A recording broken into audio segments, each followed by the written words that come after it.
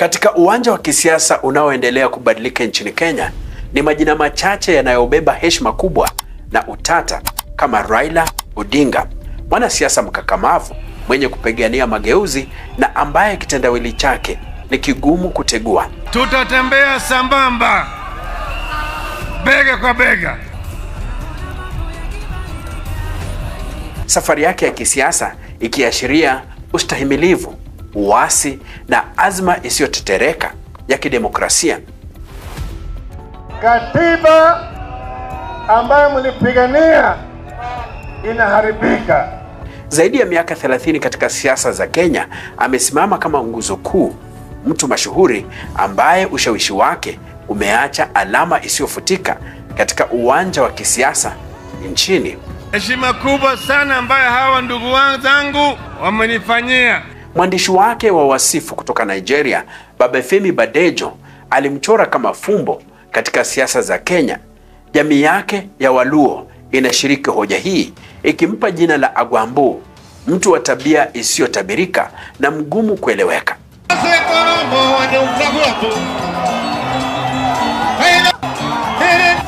Kwao yeye ni fumbo, mtu mwenye nguvu na karibu kuwa wa kifolklore, sawa na mganga wa kihistoria wa karne ya 18, Gor Mahia. Wakenya wakimpa majina mengi tu, yakiwemo Rao, Baba, Tinga, Yakom, mahasidi wakimwita mganga, kitendawili, mwanasiasa tapeli. Mimi namwambia mzee wa kitendawili, please, wewe wachana na IEBC, wachana na Chebukati, wachana na register. Jambo moja la uhakika kuhusu Raila Odinga ni kutotabirika kwake. Sifa yake kuu ni ustahimilivu usiokoma. Haijalishi changamoto, yeye kamwe hakubali kushindwa. Hii ni historia ya kisiasa ya Raila Amolo Odinga.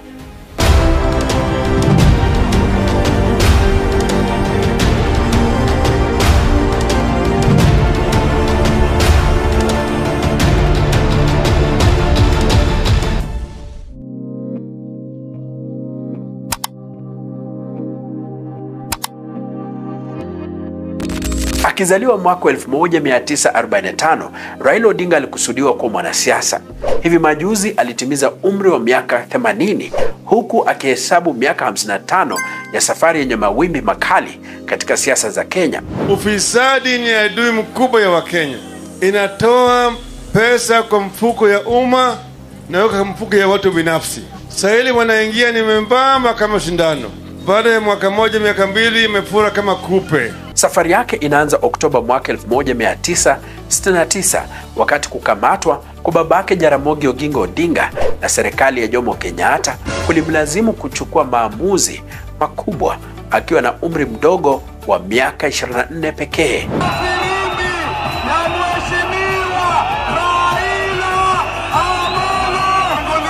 Raila amejitoa katika kivuli cha babake kwa muda mrefu sasa, akijijengea njia yake mwenyewe kwa uthabiti. Akiwa kiongozi wa kujitegemea, anafanya maamuzi ya pekee na kuwaongoza wafuasi wake kwa ujasiri. Katika uwanja wa kisiasa, ushawishi wake haubishaniwi, akiwa na wafuasi wengi ambao ni wachache tu wanaweza kushindana naye, si Kenya pekee, bali hata Afrika kwa ujumla.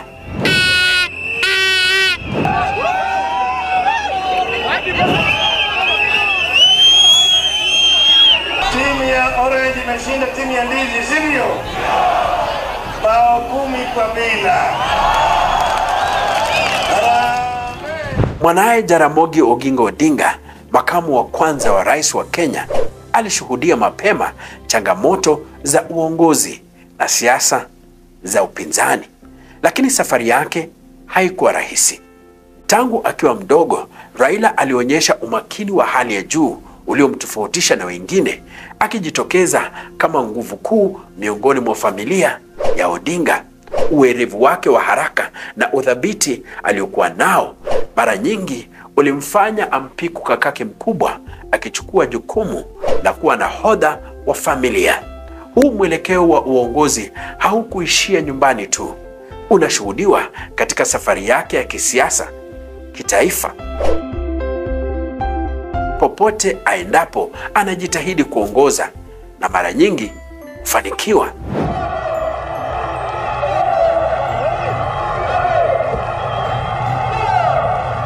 Katika miaka ya 80, msimamo wa Raila Odinga wa kumpinga Daniel Arap Moi na utawala wa chama kimoja cha KANU ulimfanya akamatwe na kuwekwa kizuizini bila kufunguliwa mashtaka kwa takriban muongo mmoja.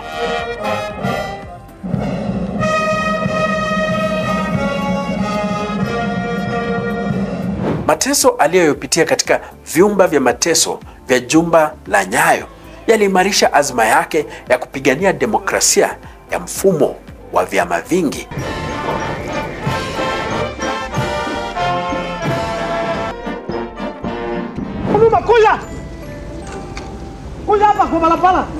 Baada ya jaribio la mapinduzi ya Agosti mwaka 1982, Raila Odinga alishtakiwa kwa ushiriki wake. Alikabiliwa na mashtaka ya uhaini na kufungwa kwa miaka 6 chini ya utawala wa Moi. Wasifu wake wa mwaka 2006 uliotolewa wakati Raila alipokuwa akijiandaa kugombea urais mwaka 2007 ulidokeza kuwa mchango wake katika jaribio hilo la mapinduzi ulikuwa mkubwa zaidi kuliko alivyokuwa amekiri hadharani. Safari yake iligubikwa na kifungo cha miaka 6 kwa mashtaka ya uhaini kati ya mwaka 1982 na 1988, kipindi ambacho mapambano ya mabadiliko ya kisiasa yalikuwa yamepamba moto. Ingawa aliachiliwa mnamo Juni mwaka 1989, alikamatwa tena mnamo Julai mwaka 1990 pamoja na Kenneth Matiba na Charles Rubia kwa kudai kurejeshwa kwa mfumo wa vyama vingi.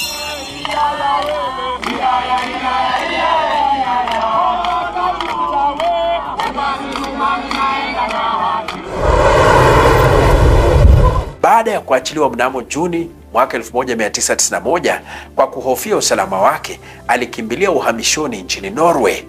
Mnamo Februari mwaka 1992, Raila alirejea nchini kwa kishindo na kujiunga na Forum for the Restoration of Democracy, FORD, chama kilichoasisiwa na babake Jaramogi Oginga Odinga pamoja na Kenneth Njindo Matiba. Hata hivyo, baadaye mwaka huo, mgawanyiko wa ndani kwa ndani na ushawishi wa chama tawala cha KANU ulisababisha FORD kupasuka vipande viwili: FORD Kenya chini ya Jaramogi na FORD asili chini ya Matiba. Kenneth Matiba is out in London for some medical treatment, and he's coming back. And the man who is leading FORD is Jaramogi Oginga Odinga. Jaramogi Odinga is slightly older than Kenneth Matiba. So you put into the head of Kenneth Matiba that it is time for Jaramogi Oginga Odinga to go where? Go home. So when he's coming, I'm younger and he's old and he has had his time. He needs to go away. So that's what was done. Kenneth Matiba was given that impression just by some statements. And secondly, they told him that, if he did not take his chance, then Mwai Kibaki was going to eclipse him. Matiba was taken in, but not absolutely, until the day when he came back.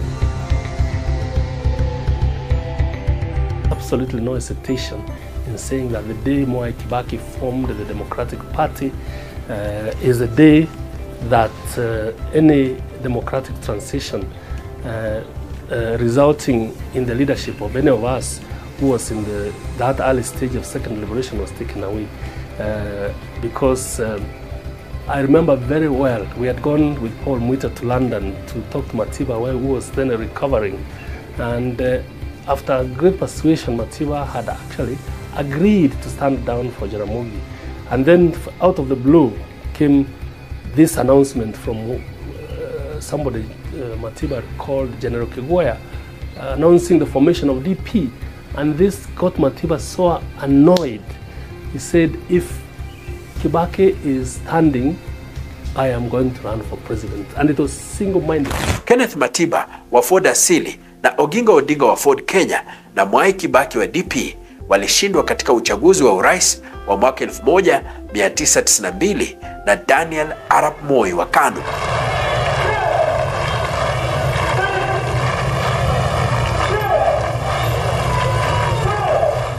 Mnamo Februari mwaka 1994, Kenya iliomboleza kifo cha Jaramogi Oginga Odinga, mwanasiasa mashuhuri na kiongozi wa chama cha Ford Kenya. Lakini hata wakati taifa likimwaga, vita vikali vya kisiasa vilikuwa tayari vinazuka ndani ya chama chake. Malo Kijana is no longer chairman of Ford Kenya. Miongoni mwa waliobaki nyuma alikuwa mwanawe Raila Odinga, ambaye aliamini kuwa yeye ndiye mrithi halali wa ubabe wa kisiasa aliokuwa nao Jaramogi. Lakini safari ya kuelekea uongozini haikuwa rahisi hata kidogo.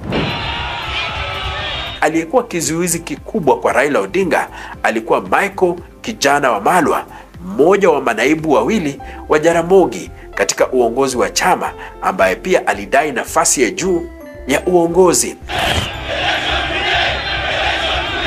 Pembeni yake walikuwemo vijana wenye ushawishi mkubwa chamani: Paul Mwite, James Orengo, Anyang' Nyong'o, John Captain, Mkhisa Kitui na Gitobu Imanyara. Kundi hili lilijulikana kama Young Turks. Raila alikuwa na nia thabiti, lakini wapinzani wake walisimama na kusalia imara. Many people saw that as tribalism. As Raila feeling the Ford Kenya part was a Luo party, saw it as a family property that he was going to inherit.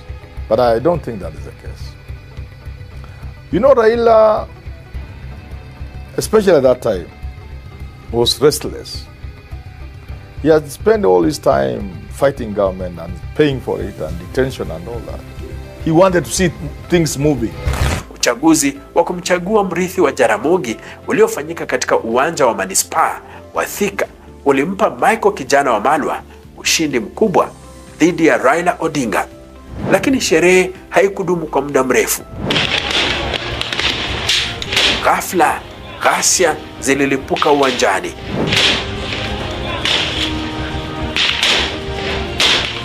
Hasira kali miongoni mwa wafuasi wa Raila ziligeuza uwanja kuwa kivumbi cha mapambano.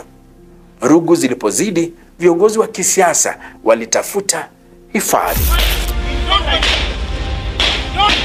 Kushindwa? Hapana. Raila Odinga alikuwa anaanza tu. Wale waliodhani alikuwa amepigwa mwereka walikuwa na mshangao mkali ukiwasubiri. Kwa hatua ya ujasiri, alijiuzulu kutoka Ford Kenya na kung'atuka kwenye kiti chake cha ubunge wa Lang'ata. Time has come to change course. Kisha kwa hatua ya kushangaza alichukua usukani wa chama kisichojulikana, chama cha NDP, na kutangaza kuwa kiongozi wake. Akiwa amekabiliwa na vikwazo vingi, alifanikiwa kurejea kwenye kiti chake cha ubunge wa Lang'ata. Kurudi kwake kulikuwa kumekamilika. Mwana wa ndume alikuwa akiinuka na hakuna kilichoweza kumzuia. Safari yake ilikuwa imejaa mapambano, mengine makali, mengine machungu.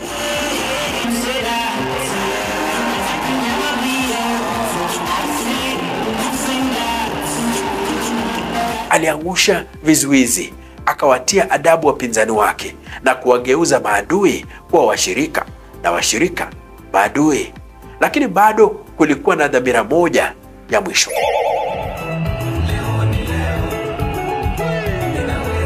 Wakati Jaramogi Oginga Odinga alipofariki, jamii ya Waluo ilibaki ikitafuta sauti. Bingwa wao, Tunataka kubadilisha Kenya. shujaa mpya wa kuwabeba katika ndoto zao. Serikali ambayo tunaunda, ambayo ni serikali ya mseto, itakuwa ni serikali ya mpito.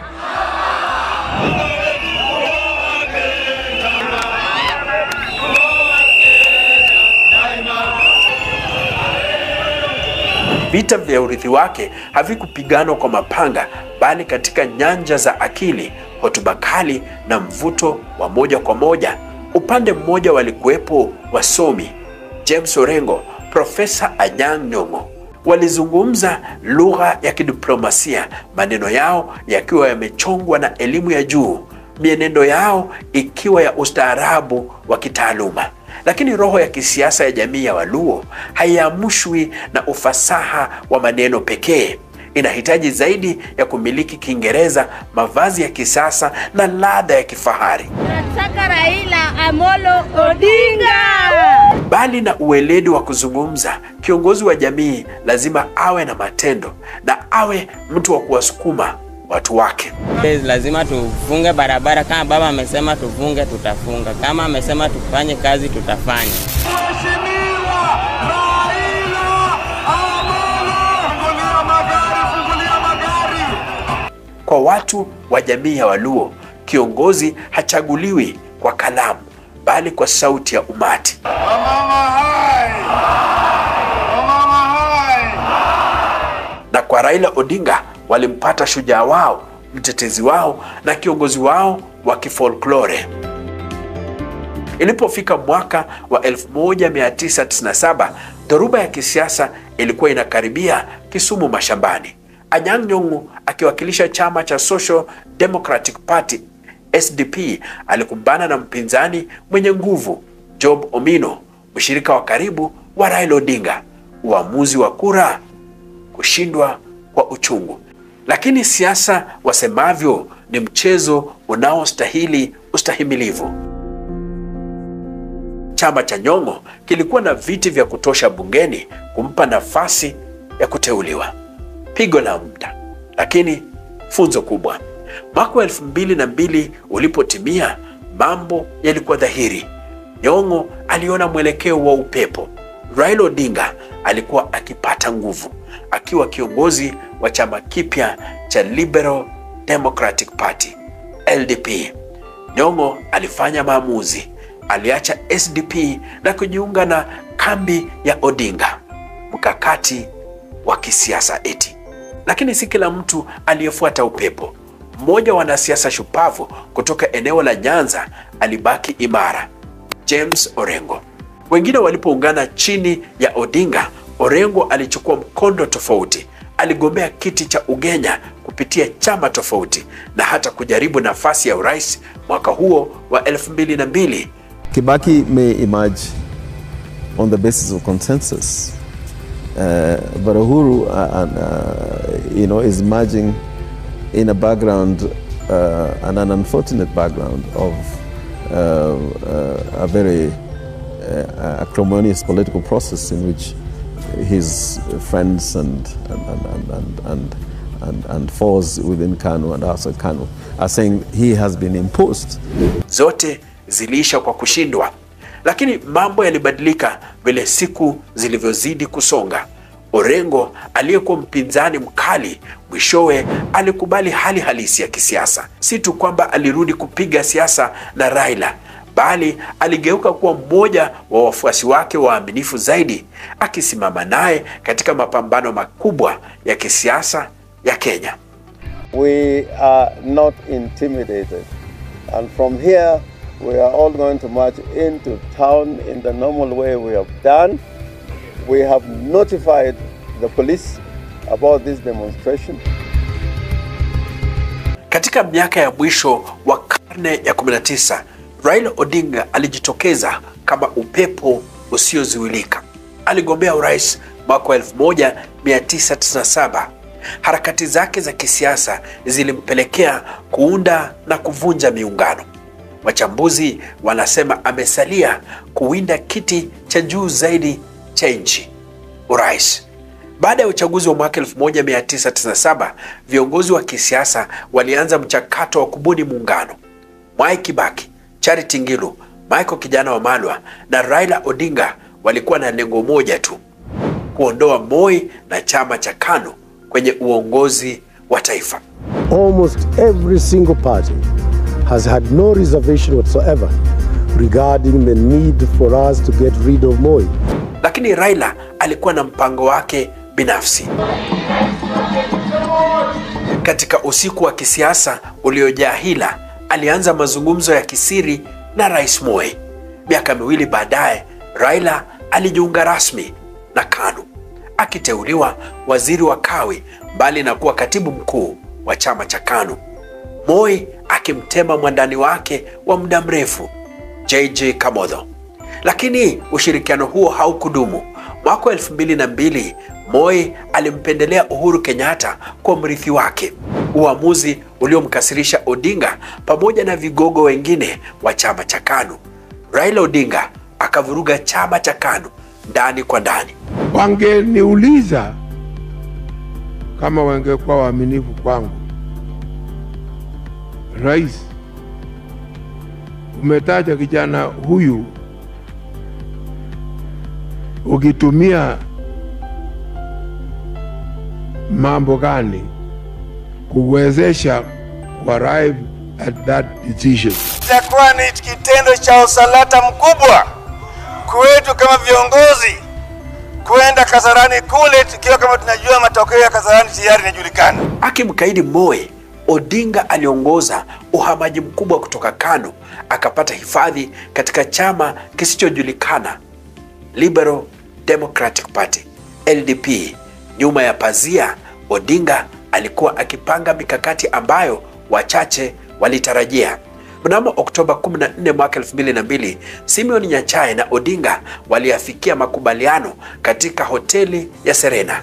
Mmoja wao angewania urais, mwingine asaidie kuunda serikali. Lakini kile ambacho Nyachae hakujua alipokuwa akisaini makubaliano hayo siku hiyo hiyo ni kwamba Odinga tayari alikuwa ameafikia makubaliano mengine na Mwai Kibaki. Wakati Nyachae akibaki Serena, Raila alivuka hadi uwanja wa Uhuru kutangaza Kibaki kama mgombea wake wa urais. Kwa maneno mawili rahisi, Kibaki tosha, Raila aliongeza moto wa mapinduzi ya kisiasa. I personally feel very challenged by the honor that has been bestowed on me by my colleagues, by the parties we have formed. But I even feel more challenged because I am fully aware of the job that is ahead of us.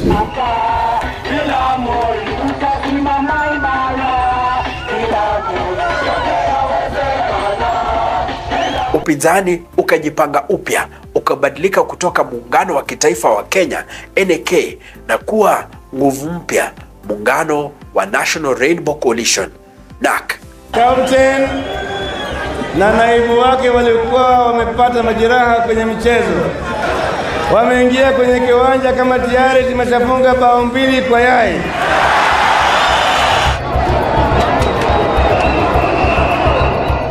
Wimbi la NAC lilienea kote nchini, huku kura za maoni zikionyesha wazi kuwa ushindi ulikuwa karibu. Na kura zilipohesabiwa, historia ilifanyika. Upinzani ulikuwa umefanikiwa jambo ambalo halikuwahi kutarajiwa. Utawala wa KANU ulikuwa umefika mwisho wake na Uhuru Kenyatta alikuwa ameshindwa.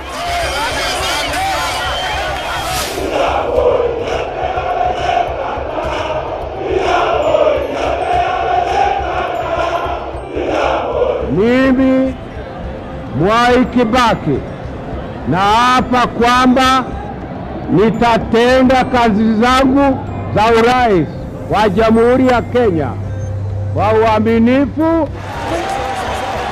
Mwelekeo mpya ukachukua nafasi.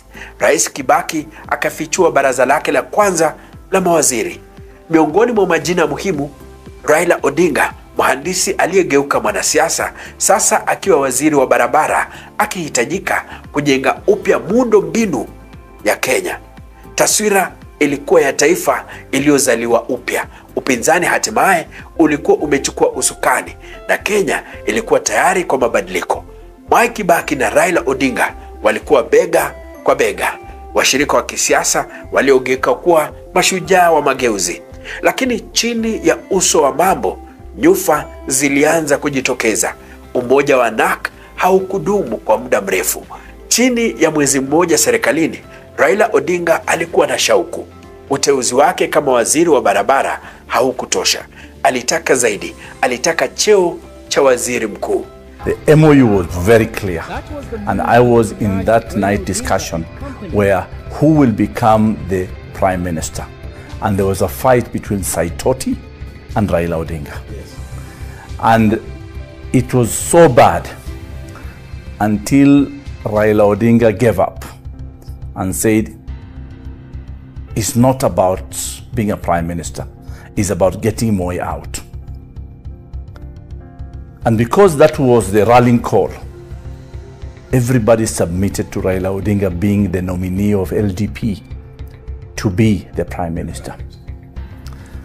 That secret deal was there. Now, the mistake we did as politicians and leaders for this country is the politics of deceit. We cheat each other. Kile ambacho kilipaswa kwa mpito laini wa utawala kiligeuka uwanja wa vita vya ubabe na tamaa. Mikutano ya baraza la mawaziri ikakuwa na mvutano. Mazungumzo yakakwama. Ndoto ya katiba mpya ikaelekea katika hatari.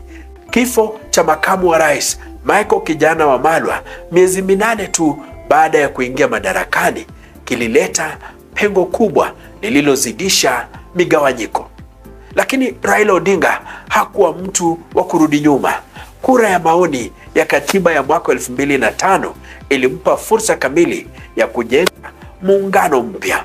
Muungano ambao ungebadilisha mandhari ya kisiasa ya Kenya kwa miongo ijayo. Akiungana na Kalonzo Musyoka, Musalia Mudavadi, Uhuru Kenyatta, William Ruto na wengineo, Odinga alijitengenezea kikosi kipya thabiti. Kura ya maoni haikuhusu tu katiba, ilitengeneza jukwaa la dhoruba ya kisiasa ambayo ilichora taswira ya uchaguzi wa urais wa mwaka 2007. Timu ya chungwa ilishinda kura ya maoni. Wakenya wakakataa rasimu ya katiba. Akikabiliwa na shinikizo kubwa ndani ya serikali, Rais Mwai Kibaki alichukua hatua madhubuti. Alifanyia baraza lake la mawaziri mabadiliko makubwa, akimleta Simeon Nyachae na washirika wake, hatua ya kimkakati ya kusawazisha ushawishi Odinga alikuwa nao hasa ndani ya bunge. We are going to support the candidature of President Kibaki for his second term. Uchaguzi wa mwaka 2007 ulipokaribia, chama cha Orange Democratic Movement ama chama cha chungwa ODM kilikusanya nguvu zake. Muungano wa vigogo wa kisiasa waliodhamiria kupambana na mfumo uliopo. Lakini si wote waliosalia kwenye safari hiyo. Uhuru Kenyatta aliyekuwa sehemu ya muungano huo alijiondoa mwaka 2006 na kuunga mkono kampeni ya urais ya Mwai Kibaki ya kutetea kiti chake.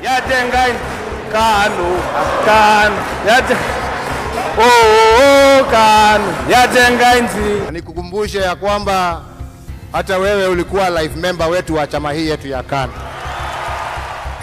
Kisha wiki chache tu kabla ya uchaguzi, Kalonzo Musyoka naye alijiondoa, akitaja mvutano ndani ya kikundi cha ndani cha Odinga. Kuondoka kwao kulitikisa chama cha chungwa na kubadilisha uwanja wa mapambano katika moja ya chaguzi zenye utata zaidi katika historia ya Kenya.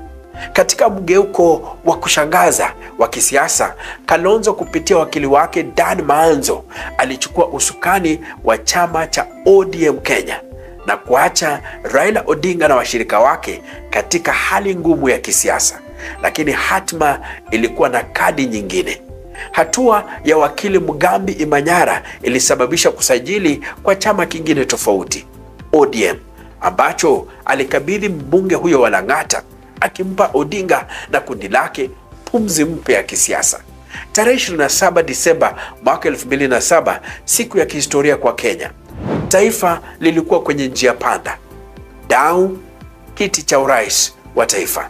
Lakini katika siku zilizofuata, kile kilichotarajiwa kuwa mchakato wa kidemokrasia kiligeuka kuwa wakati wa giza totoro katika historia ya Kenya. Kinyang'anyiro kati ya Odinga, kiongozi wa ODM, na Rais Mwai Kibaki aliyekuwa madarakani kilikuwa na ushindani mkali. Ujumbe wa Odinga wa mabadiliko ulivutia mamilioni. Wito wa Kibaki wa uthabiti ulipata uungwaji mkono kutoka kwa makundi mengine. Uchaguzi huu ulikuwa tofauti.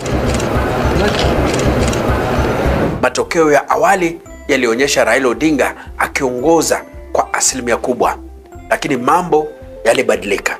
Matokeo yalianza kuingia kwa kasi isiyokuwa ya kawaida. Mchakato wa kujumulisha kura ulikumbwa na ucheleweshaji, kutofautiana kwa takwimu na idadi za kura zilizopotea. Tarehe 30 Disemba mwaka 2007, licha ya taharuki na ghasia, Tume ya Uchaguzi ya Kenya ECK ilimtangaza Mwai Kibaki kuwa mshindi. Ndani ya dakika chache, huku jua likianza kutua, sherehe ya kuapishwa kwa Mwai Kibaki ilifanyika kwa haraka katika ikulu ya Nairobi. Nitaihifadhi, nitailinda na kuitetea katiba ya Kenya. Upinzani ulilalamika vikali. Kilichofuata, tanda belua. Kote nchini, maandamano yaligeuka kuwa machafuko. Mvutano wa kikabila ulizidi. Majirani waligeukiana. Polisi walikabiliana na waandamanaji kwa nguvu. Zaidi ya watu 1100 walipoteza maisha, huku 600,000 wakifurushwa makwao. Wakati Kenya ilipokuwa ukingoni mwa kusambaratika, dunia ilitambua hali hiyo. Umoja wa Afrika kupitia kwa katibu mkuu wa zamani wa Umoja wa Mataifa Kofi Annan iliingilia kati. Majuma ya mazungumzo yakafuata. Baada ya mazungumzo magumu, makubaliano yaliafikiwa. Serikali mahuluti ikaundwa. Salamu ya kihistoria ilithibitisha maridhiano. Kwa mara ya pili katika historia ya Kenya, nchi ikawa na waziri mkuu. Raila Odinga akachukua wadhifa huo akishiriki mamlaka na mpinzani wake wa zamani, Rais Mwai Kibaki. Lakini majeraha ya mwaka 2007 yalikuwa bado wazi na serikali ya muungano ilikabiliwa na changamoto tangu mwanzo. Makubaliano ya kitaifa yalizuia Kenya isizame zaidi katika umwagikaji damu, lakini pia yalionyesha mpasuko mkubwa uliokuwepo katika jamii. Ilikuwa suluhisho la muda tu kwa tatizo sugu.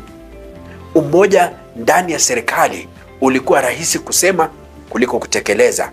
Mivutano ilizuka kuhusu uteuzi wa mawaziri muhimu. Maamuzi yalicheleweshwa na uhasama wa kisiasa ukaendelea. Sasa sisi tuko ndani ya serikali. Waziri mkuu hana habari. Hata rais kesa atakwenda kupeana district pale, anapeana tu peke yake. Waziri mkuu anakuja kwa sherehe kubwa kama na hii ya serikali, PC hakuna. Unaambia PC ameenda Nairobi. Kama Kibaki alikuwa anakuja hapa, PC angeweza kwanza kuja kwa hapa na angewekewa sana namna hii bila hata choo, angewekewa alafu na nusu kapeti namna hii, nusu mkeka.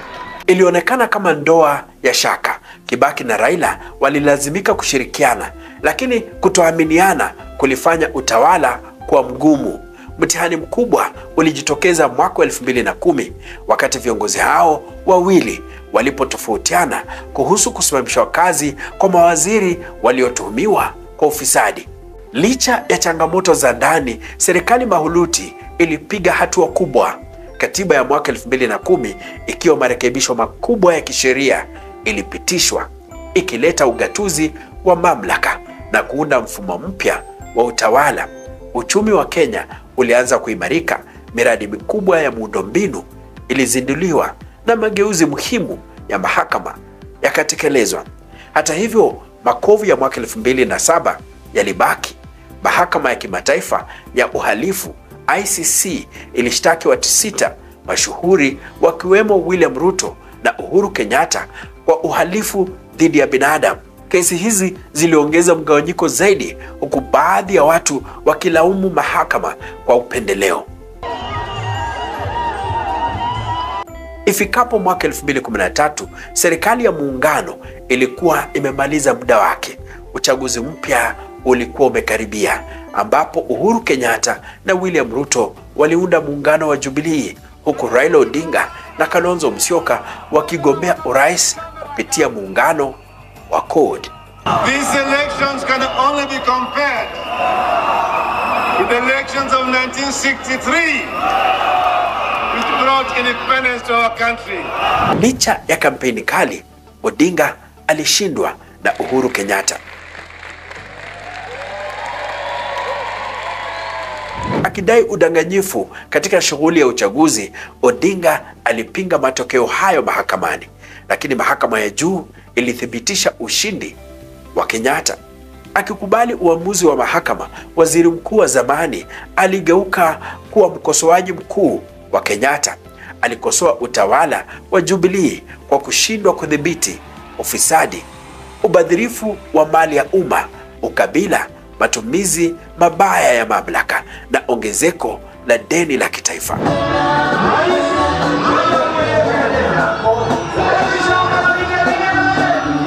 Uchaguzi wa mwaka 2017 haukukosa danadana zake. Odinga akiwa kiongozi wa muungano wa NASA alikabiliana na Rais Uhuru Kenyatta na naibu wake William Ruto. Matokeo ya awali yalimtangaza Kenyatta mshindi, lakini madai ya dosari kubwa katika uchaguzi yalisababisha mahakama ya juu kufuta matokeo hayo. Tukio la kwanza barani Afrika. Maraga ajue ya kwamba sasa anadili na rais ambaye amekalia kiti.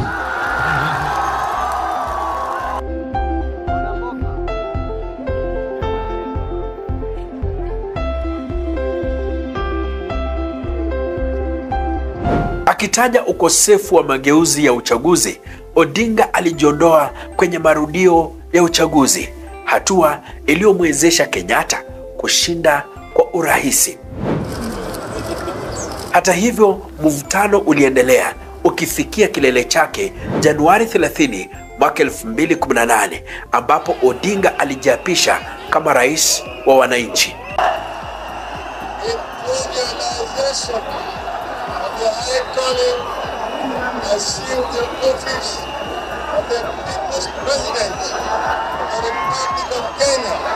Lakini kwa mshangao wa wengi, Odinga na Kenyatta walipatanishwa kupitia handshake. Hatua hii ililenga kuunganisha taifa, lakini ilimwacha Ruto akiwa mpweke ndani ya serikali. Handshake ilisababisha mpango wa Building Bridges Initiative BBI, ambao ulilenga kurekebisha katiba ili kushughulikia changamoto za kitaifa. Wapinzani wa BBI wakiongozwa na naibu wa rais William Ruto walisema mpango huo ulibuniwa kuwapa watu kadhaa vyeo serikalini. This process must not address the divide between the politicians only.